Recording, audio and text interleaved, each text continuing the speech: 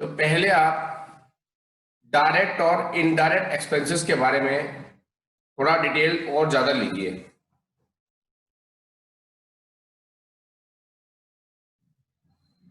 क्योंकि पहले जब तक आपको डायरेक्ट और इनडायरेक्ट एक्सपेंस के बारे में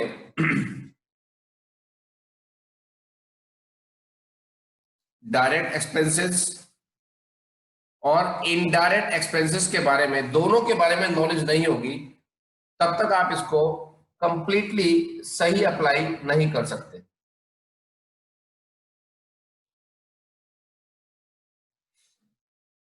तो डायरेक्ट एक्सपेंसेस मैंने आपको बताया था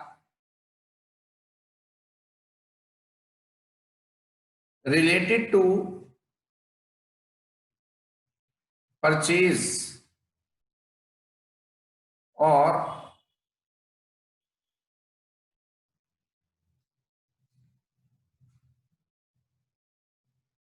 manufacturing the goods.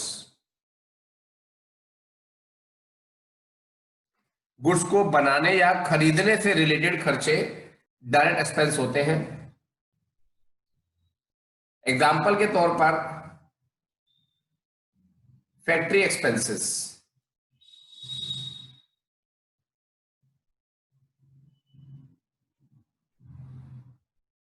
Manufacturing expenses, wages,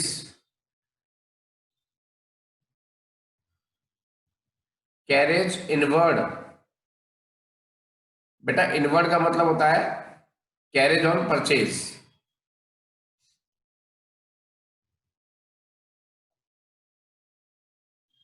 cartridge inward,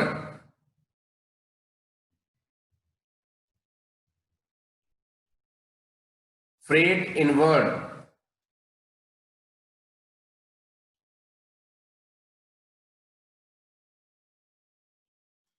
import duty,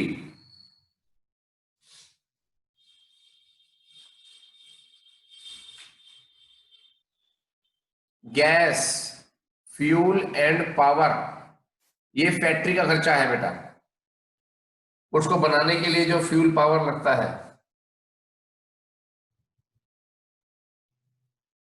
dock and clearing charges,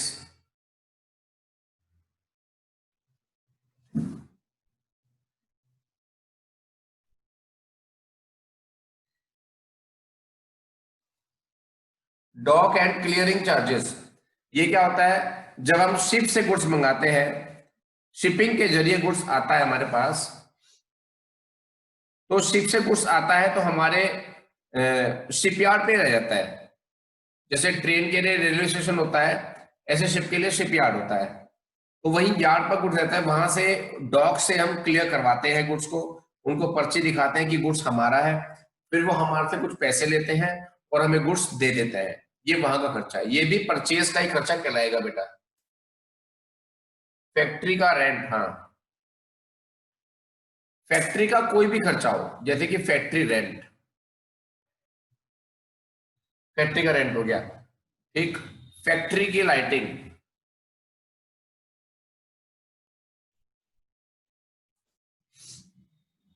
तो इन सबका रिलेशन फैक्ट्री से है। रॉयल्टी,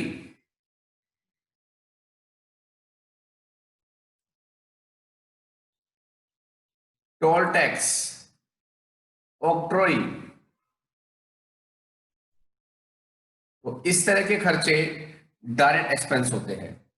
देखो, जब तक आप इनडायरेक्ट एक्सपेंस नहीं पढ़ोगे, तब तक आपको डायरेक्ट एक्सपेंस के बारे में कंप्लीट नॉलेज नहीं मिल पाएगी। तो इस बार हम इनडायरेक्ट भी पढ़ेंगे।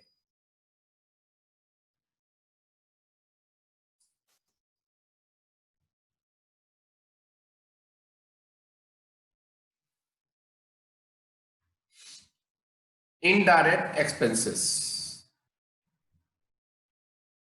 दोनों ही तरह के एक्सपेंसेस की परफेक्ट नॉलेज आपको होनी जरूरी है।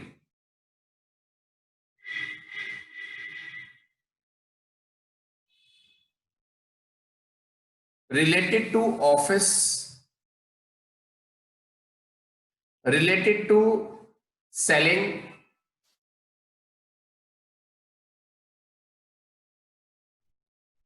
डिस्ट्रीब्यूशन, यानी कि ऐसे खर्चे जिसका रिलेशन ऑफिस से है, गुड्स को बेचने से है, गुड्स को डिस्ट्रीब्यूट करने से है, ठीक है ना। गुड्स और हमारे बिजनेस का एडमिनिस्ट्रेशन उसका एक नॉर्मल मैनेजमेंट से है।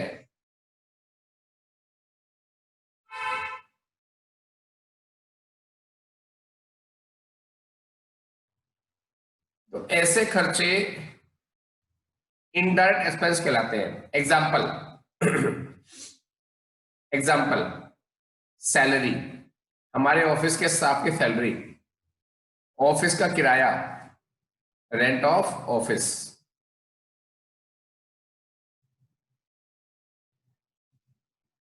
कैरेज ऑन सेल्स, यानी कि गुड्स को बेचने पे अगर कैरेज दोगे तो वो कैरेज डायरेक्ट नहीं होगी, वो कैरेज इनडायरेक्ट होगी और प्रॉफिट एंड लॉस में आती है। ये कैरेज ऑन सेल्स को हम कैरेज आउटवर्ड भी बोलते हैं। आउटवर्ड का मतलब है ऐसा खर्चा जो सेल पे किया गया हो। Freight outward,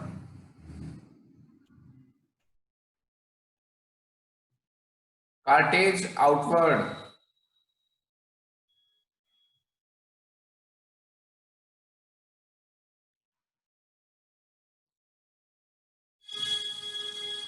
cartage outward, goods को एडवर्टीजमेंट कराया, गुड्स का एडवर्टीजमेंट कराया, तो ये तो सेलिंग का खर्चा हो गया ना बेटा। हमारे अकाउंट सीए चेक करने आया, उसकी फीस, ऑडिट फीस, कोई लीगल चार्जेस लग गए हमारे ऊपर, फैक्ट्री पर, सॉरी वो क्या नाम है, बिल्डिंग पर, मशीन पर, फर्नीचर पर कोई डेप लग गया, depreciation,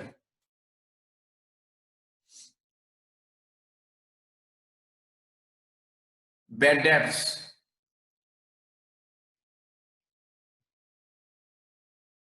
interest on loan,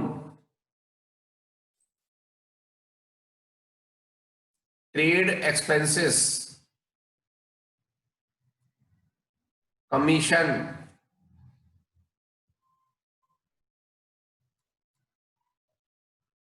discount allowed,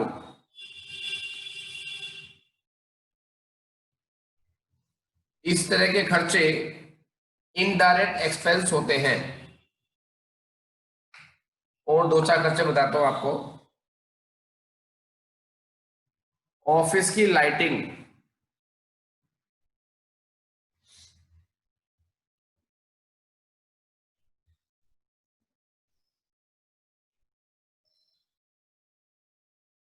telephone expenses, telephone expenses,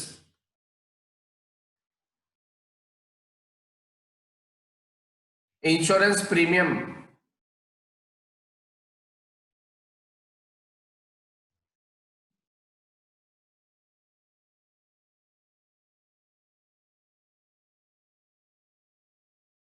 establishment expenses,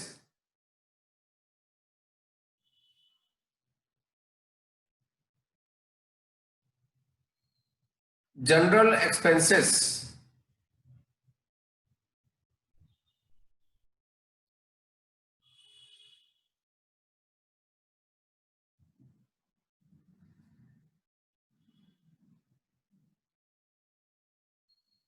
godown rent, etc,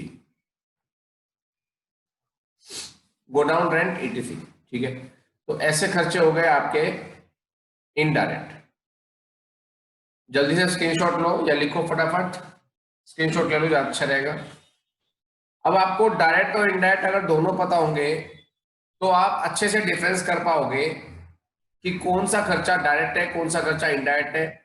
इसका मतलब यह है कि कौन सा खर्चा ट्रेडिंग में आएगा, क्योंकि जितने भी डायरेक्ट खर्चे होते हैं वो सब कहाँ आते हैं, ट्रेडिंग अकाउंट के अंदर आते हैं।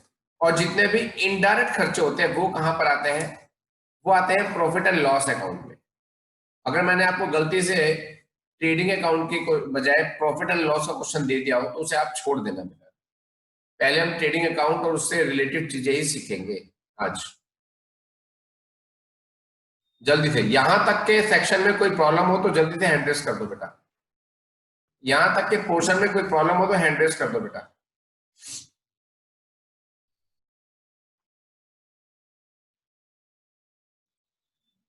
ये तो पता मुझे।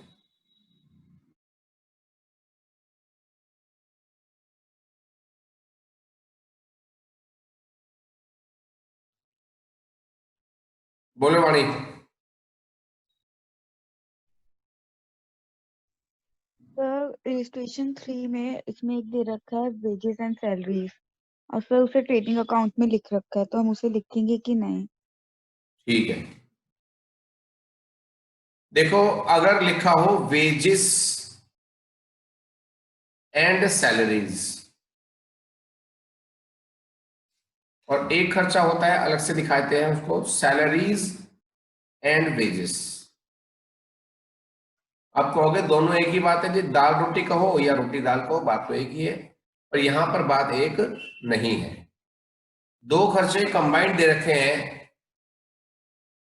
तो हम पहले वाले के हिसाब से चलते हैं, ये मानते हुए कि इस टोटल खर्चे के अंदर पहले वाले खर्चे का पोर्शन ज्यादा होगा, इसलिए वेजेस एंड सैलरी तो आएगा ट्रेडिंग अकाउंट के अंदर।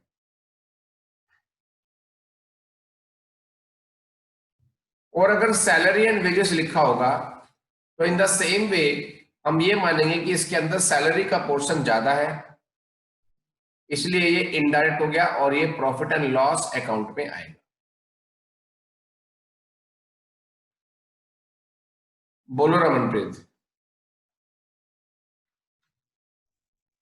सर एक बार ऑडिट फीस बता दो। जैसे सीए आते हैं किसी भी फर्म की अकाउंट को जांचने, उसके डॉक्यूमेंट्स को जांचने, और ये जांचने आते हैं कि हमने कोई गलती या फ्रॉड तो नहीं कर रखा, तो हमारे सारे अकाउंट बहुत बारीकी से इंटेंसिवली वो जांच करते हैं और डिसाइड करते हैं कि हमारे अकाउंट्स सही हैं या नहीं है। ठीक, इस काम को बोलते हैं ऑडिट करना। ऑडिट करना, और उसकी जो फीस वो हमसे लेते हैं वो होती है ऑडिट फीस। ये इनडायरेक्ट खर्चा ऑफिस का खर्चा कहलाता है, इसलिए ये पीएल में आएगा। बोलो केशव। सर ये वेजेस एंड सैलरी दोबारा बता दीजिए। अभी हाँ बेटा, वेजेस और सैलरी में अगर दोनों कंबाइंड लिखे हैं तो जो पहले वाला होता है उसके अकॉर्डिंग चलते हैं। पहले वेजेस है तो ट्रेडिंग आएगा, पहले सैलरी है तो पीएल में आएगा। सर ऐसा क्यों है? ये मानते हैं कि इस पूरे दोनों खर्चों के कंबाइंड में वेजेस ज्यादा होगी, जो पहले लिखा होता है उसका पोर्शन ज्यादा मानते हैं। अलग अलग तो कर नहीं सकते। ठीक है सर।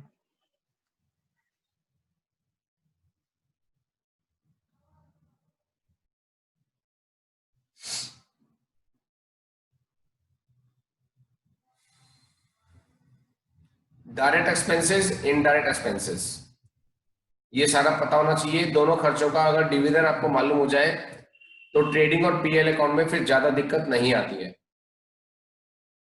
अब जो कल मैंने होमवर्क दिया था उसमें जो क्वेश्चन ट्रेडिंग के थे, मैं पीएल वाले क्वेश्चन की बात नहीं कर रहा हूं, जो क्वेश्चन ट्रेडिंग अकाउंट के थे उनमें अगर किसी को और प्रॉब्लम है तो वो मुझसे पूछेगा, अदरवाइज मैं आगे चल रहा हूं, मुझे कुछ और बातें बतानी है। चलो, कुछ चीजें हैं रिलेटेड टर्म्स लिखेंगे। Cost of goods sold, cost of goods sold, यानी कि जो गुड्स हमने बेचा है उसकी कॉस्ट क्या है, यानी कि वो हमें कितने का पड़ा। इससे कुछ फॉर्मूले हैं। नेट सेल्स में से अगर आप ग्रॉस प्रॉफिट को माइनस कर देंगे तो आपको कॉस्ट ऑफ गुड्स सोल्ड मालूम हो जाएगी।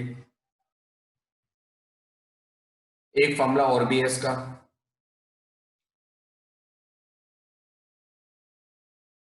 Opening stock plus net purchases. बेटा कंसेप्ट तो बता दो, बीच में उंगली करते रहते हो यार। Net purchases plus direct expenses minus clothing stock.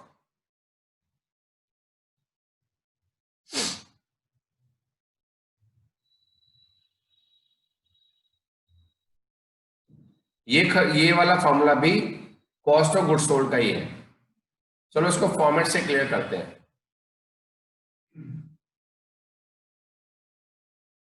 आपने बनाया था ट्रेडिंग अकाउंट, इन फॉर्मूलों को ट्रेडिंग अकाउंट से समझते हैं। ओपनिंग स्टॉक आपको मालूम है 10, एग्जांपल देख रहा हूं मैं। नेट परचेजेस आपको मालूम है, नेट परचेजेस आपको मालूम है 20, डायरेक्ट एक्सपेंस आपको मालूम है 4, ग्रॉस प्रॉफिट आपको मालूम है 10, नेट सेल्स 20, 10, 30, 40, 44, तो नेट सेल है आपकी 30 और क्लोथिंग स्टॉक है आपका 14। सपोज ये सिचुएशन आपको गिवन है। अब इसमें सीओजीएस निकाल लो, देखिए जो गुड्स आपने बेचा है वो आपको कितने का पड़ा था। तो पहले फॉर्मूले के अकॉर्डिंग क्या आंसर आएगा, 30 minus 10, net sales minus gross profit. ये नेट सेल्स है और ये ग्रॉस प्रॉफिट है। तो सीओजीएस आपकी आई 20 रुपया। तो पहले फॉर्मूले के अकॉर्डिंग सीओजीएस आई है 20 रुपया। अब देखते हैं दूसरा फॉर्मूला। दूसरे फॉर्मूले के according opening plus purchase plus direct expenses, यानी कि ये तीनों को प्लस करना है और इन तीनों में से इसको माइनस कर देना है, तो भी आंसर सेम आना चाहिए और आ रहा है। 10 और 20 30, 34 में से 14 गए, 20 आ रहा है। तो दोनों फार्मूलों से आंसर सेम आ रहा है, दोनों फार्मूले आपके प्रूव भी हो गए।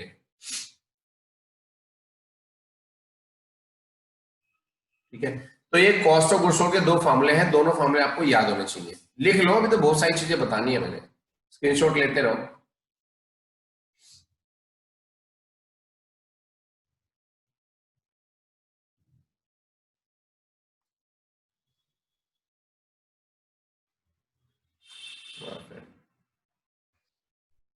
बोलो भाई।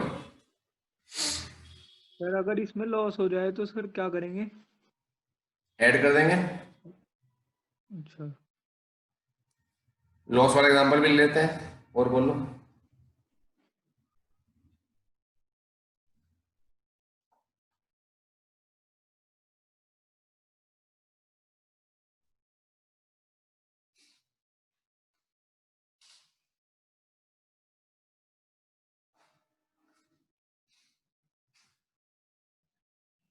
Opening stock plus net purchases plus direct expenses 10, 4, 7 और नेट सेल्स क्लोथिंग स्टॉक 21।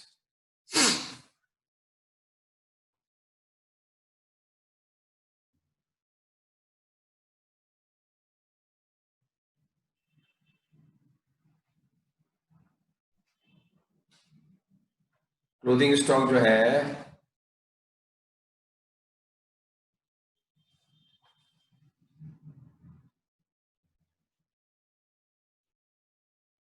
तो नेट लॉस आ गया 2 रुपए का, चेक कर लो आप। अब इसमें भी सीओजीएस आपको प्रूव करनी है। फॉर्मूला तो मैंने वही बता रखा है, नेट सेल्स माइनस जीपी। इसी फॉर्मूले को रखो। नेट सेल कितनी है 15 माइनस जीपी कितना है बेटा, जीपी नहीं है जीएल है, तो जीएल है एनएल जीएल। तो जीएल मतलब माइनस का प्रॉफिट, तो इसे माइनस में यूज करो ना, क्या दिक्कत आ गई? लिख दो जीपी लेकिन माइनस में यूज कर लो, वो जीएल हो गया। मैथमेटिक्स तो आप लोगों ने पढ़ी रखी है, माइनस माइनस प्लस, तो सीओजेस कितना आ गया? 17। यानी कि सीओजेस का एक फॉर्मूला और भी होता है, net sales plus gross loss. हालांकि लॉस वाले में भी आप यही वाला फॉर्मूला लगाएंगे मैथमेटिक्स के हिसाब से तो भी चलेगा। अब इसे दूसरे फॉर्मूले से अप्लाई करते हैं। दूसरा formula same to same apply होगा, उसमें कुछ चेंज नहीं है। Opening stock plus net purchases plus direct expenses minus closing stock. 10 4 14 और 7 21, 21 में 2 गया, एक मिनट, 10 और 4 14। एक बार चेक कर लेते हैं कोई गड़बड़ तो नहीं करी हमने,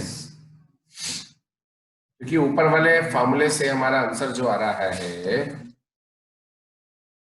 नेट सेल्स 15 है और जीएल 2 है, 17 आ रहा है ना।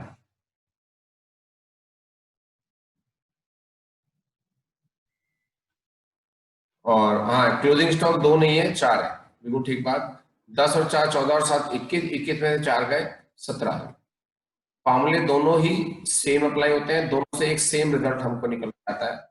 सीओजीएस दोनों ही केस में 17 आ गई, चाहे लॉस हो चाहे प्रॉफिट हो, रिजल्ट दोनों तरह की इक्वेशन से सेम आता है।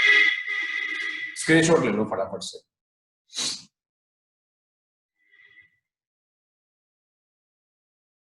तो इसको ध्यान में रखते हुए कभी कभी क्वेश्चन में ऐसे इंफॉर्मेशन दी होती है, सीओजीएस आपको गिवन है, सीओजीएस आपको गिवन है 15, तो सीओजीएस गिवन है तो समझो कि चलो कोई बात नहीं, क्लोजिंग स्टॉक आपको दे रखा है 5, ठीक, और सेल्स आपको दे रखी है 25, और परचेज आपको दे रखी है 11, 11 नहीं 8, परचेज आपको 8 गिवन है।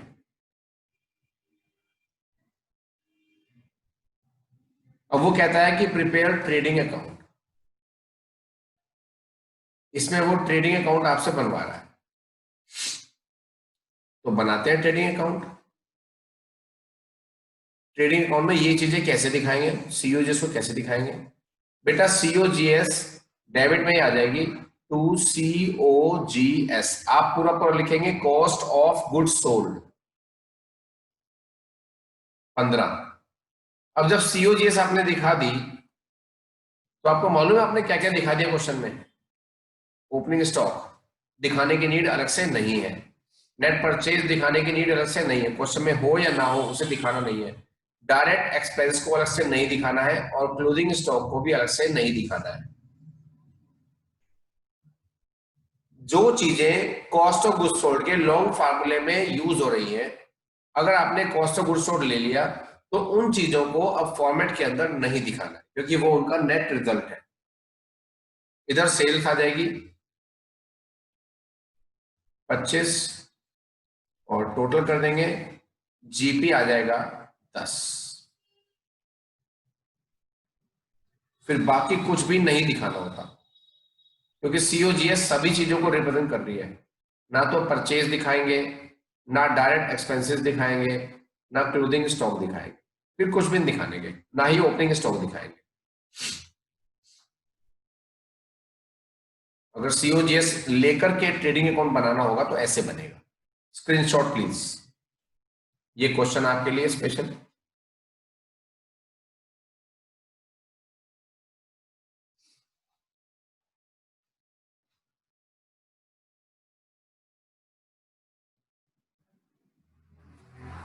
Next,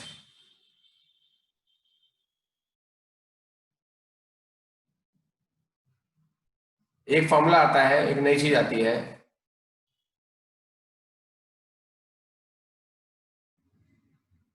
adjusted purchases. Adjusted purchases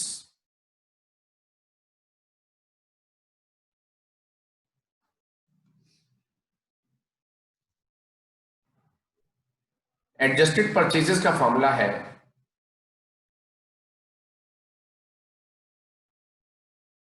opening stock plus net purchases minus closing stock. यानी कि डायरेक्ट एक्सपेंसेस का कोई यूज नहीं है, फॉर्मूला सीओजीएस वाला लगेगा, लेकिन डायरेक्ट एक्सपेंसेस नहीं लेने हैं।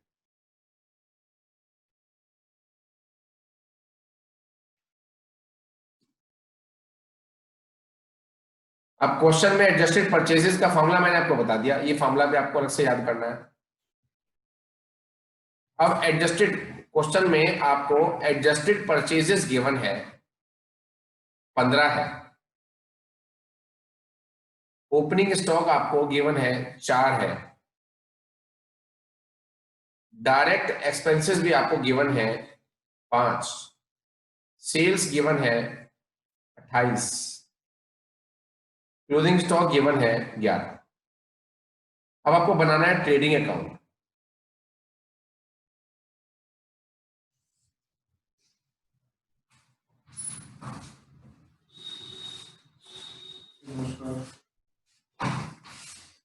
तो ट्रेडिंग अकाउंट में आपने यहां लिखा टू एडजस्टेड परचेजेस। अगर आपने ट्रेडिंग अकाउंट में एडजस्टेड परचेजेस वर्ड को यूज कर लिया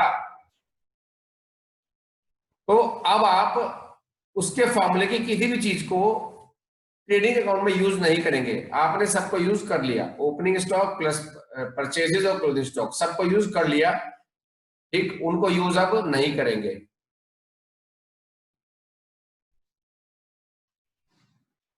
तो एडजस्टेड परचेजेस कितना है बेटा क्वेश्चन में 15, डायरेक्ट एक्सपेंस है 5,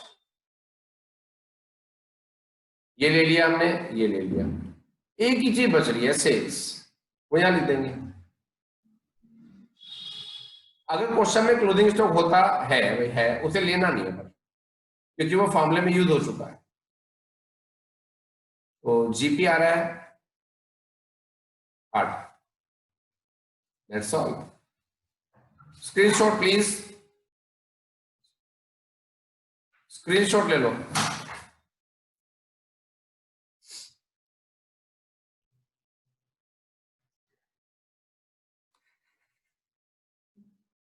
बोलो भाई जया बच्चन। सर वो मैं पूछ रहा था सर, एडजस्टेड परचेज होते क्या है?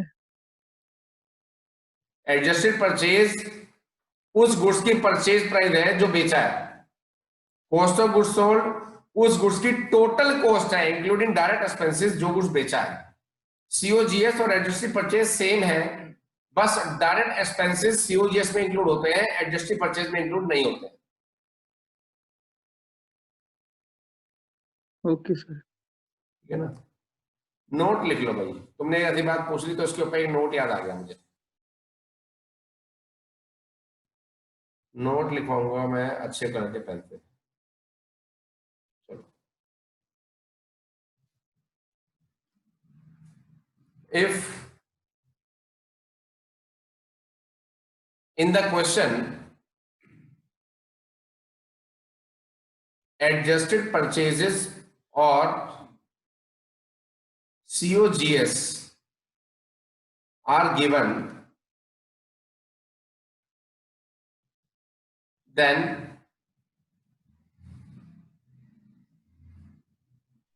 closing stock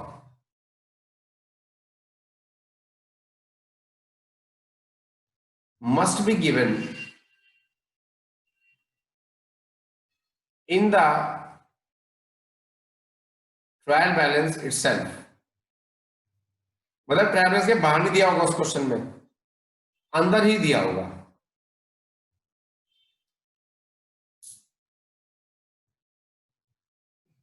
so closing stock in such case will never be shown in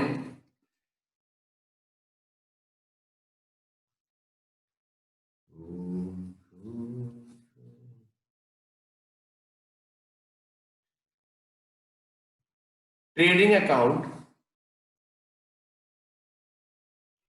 but will be shown only in balance sheet, सिर्फ बैलेंस शीट में शो होगा। ठीक है, जितना पोर्शन मैंने कराया है आज सिर्फ उस पोर्शन को रिपीट करना है अच्छे से, बहुत अच्छे से। आज का लेक्चर इतना ही है।